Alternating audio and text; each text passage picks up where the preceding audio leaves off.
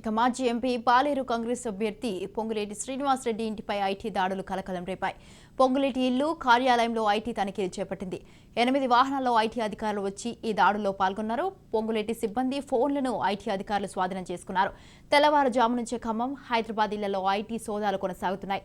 Hyderabad Nandagiri hills లోని వంశీరామ్, జ్యోతి hills, రిడ్స్ ఇంట్లలోనూ IT అధికారులు తనిఖీలు చేపట్టారు.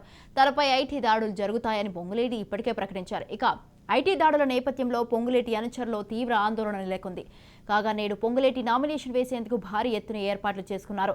దాడుల నేపథ్యంలో పొంగులేటి నివాసానికి భారీగా అనుచరులు చేరుకుంటున్నారు. పొంగులేటి ఇంటి వద్ద భారీగా భద్రతా బలగాలను మోహరించారు.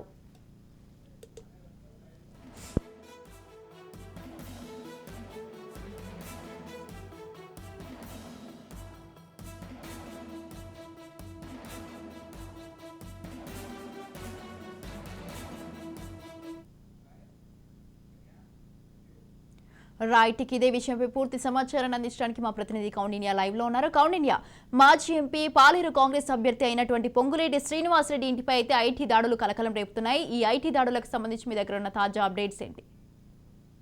ఈరోజు ఉదయం 3 గంటల నుండి కూడా మాజీ ఎంపీ పొంగులేటి శ్రీనివాసరెడ్డి ఇంట్లో కూడా ఇంట్లో కార్యాలయాల్లో కూడా ఐటీ శాఖ అధికారులు సోదాలు నిర్వహిస్తున్నారు. ఎన్నికల నేపథ్యంలో ఈరోజు పొంగులేటి శ్రీనివాసరెడ్డి కూడా నామినేషన్ అయ్యనున్నారు. గతంలోనే 2 రోజుల క్రితమే మీడియా సమావేశంలో కూడా పొంగులేటి శ్రీనివాసరెడ్డి తమపై ఐటీ శాఖ అధికారులు దాడులు చేయవచ్చనే హింట్ కూడా ఇచ్చిన పరిస్థితి మనం చూస్తున్నాం. ఇది ఓవరాల్ రాష్ట్ర ఎన్నికల నేపథ్యంలో కూడా ఐటీ శాఖ అధికారులు ఇప్పటికే పలువురు ఇండ్లలో కూడా సోదాలు నిర్వహించిన పరిస్థితి మనం చూస్తున్నాం. ఇప్పటికే బడంగపేట కార్పొరేటర్ పారిజాత, అదేవిధంగా మాజీ ఎమ్మెల్యే కేఎల్ఆర్, అదేవిధంగా జానారెడ్డి ఇళ్లలో కూడా ఇప్పటికే ఐటీ శాఖ అధికారులు కూడా సోదాలు నిర్వహించిన పరిస్థితి మనం చూస్తున్నాం. ఈరోజు ఉదయం ఖమ్మంలోని పొంగులేటి నివాసం, అదేవిధంగా జూబ్లీహిల్స్లోని పొంగులేటి నివాసం, అదేవిధంగా కార్యాలయాల్లో కూడా ఐటీ శాఖ అధికారులు చేరుకొని సోదాలు నిర్వహిస్తున్నారు. ప్రజెంట్ సోదాలు కొనసాగుతున్నాయి.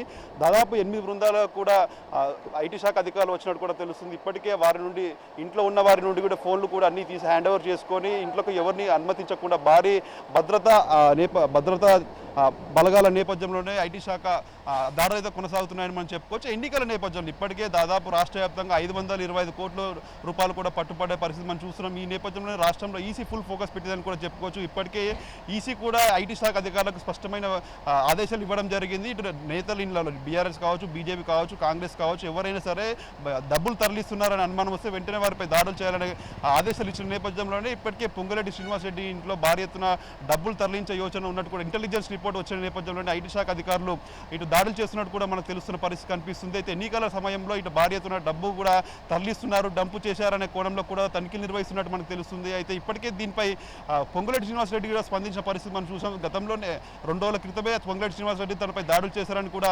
ఆరోపణలు చేసిన నేపథ్యంలో ఇవన్నీ ఇప్పుడు ఈ దాడులు కొనసాగడంతో అందరూ ఆశ్చర్యానికి గురవుతున్న పరిస్థితి మనకు కనిపిస్తుంది. ప్రజెంట్ ఐటీ శాఖ అధికారులు దాడులు కొనసాగుతున్నాయి. ఇప్పుడు ఆఫీసులలో, అదేవిధంగా ఇళ్లలో ఉన్న డబ్బును, అదేవిధంగా ఫైల్స్ ఏ విధంగా డబ్బులు వచ్చాయనే కోణంలో, అదేవిధంగా ఆఫీస్లో ఉన్న ఫైల్స్ అన్ని కూడా వివరాలు అడిగి తెలుసుకుంటున్నారు. ఈ ప్రతి ఒక్కదానికి కూడా లెక్కలు తీసుకుంటున్నారు.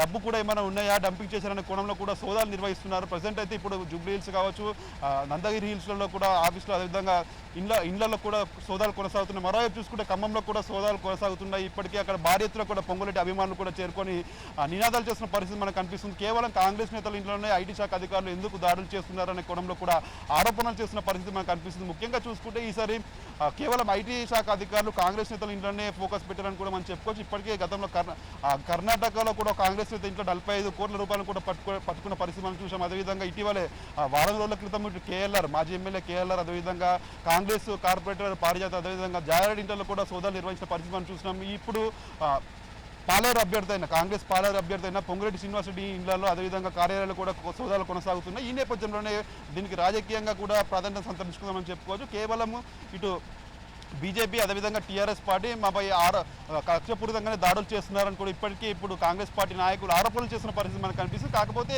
ఓవరాల్గా తెలంగాణ ఎన్నికలపై ఈసీ ఫోకస్ పెట్టిందని మనం చెప్పుకోవచ్చు. ఇప్పటికే రాష్ట్ర వ్యాప్తంగా అన్ని చెక్ పోస్టులు ఏర్పాటు చేసి దాదాపు 17 విభాగాల ఎన్ఫోర్స్మెంట్ అధికారులను కూడా ఎప్పటికప్పుడు అప్రమత్తం చేసి ఇటు ఎక్సైజ్ కావచ్చు, ఇన్కమ్ ట్యాక్స్ కావచ్చు, నార్కోటిక్స్ కావచ్చు, అన్ని కోణాల్లో కూడా ఎక్కడికక్కడ దాడులు నిర్వహిస్తూ తెలంగాణ రాష్ట్రంలో డబ్బుకు, మద్యానికి ప్రియారిటీ లేకుండా పంచకుండా ఎన్నికలు నిర్వహించాలనే కోణంలో కూడా ఇప్పటికే ఈసీ మాత్రము ఆదేశాలు ఇచ్చిన నేపథ్యంలోనే ఆ దాడులు కొనసాగుతున్నాయని మనం చెప్పుకోవచ్చు. ప్రజెంట్ పొంగులేటి శ్రీనివాసరెడ్డి ఇంట్లో దాడులు కొనసాగుతున్నాయి. సాయంత్రం వరకు కూడా దాడులు కొనసాగే అవకాశం ఉంది. ఇప్పటికే పూర్తి వివరాలు ఇంకా తెలియాల్సి ఉన్న కోణం మనకు కనిపిస్తుంది. ఎందుకంటే అక్కడ ఏమైనా డబ్బు దొరికిందా, లేకపోతే ఏమైనా కీలకమైన డాక్యుమెంట్లు ఏమైనా దొరికాయా అనే కోణం కూడా మనకు ఐటీ శాఖ అధికారులు కూడా ముగిసిన తర్వాత మనకు సమాచారం అందే అవకాశం అయితే మనకు కనిపిస్తుంది. Thanks for the details.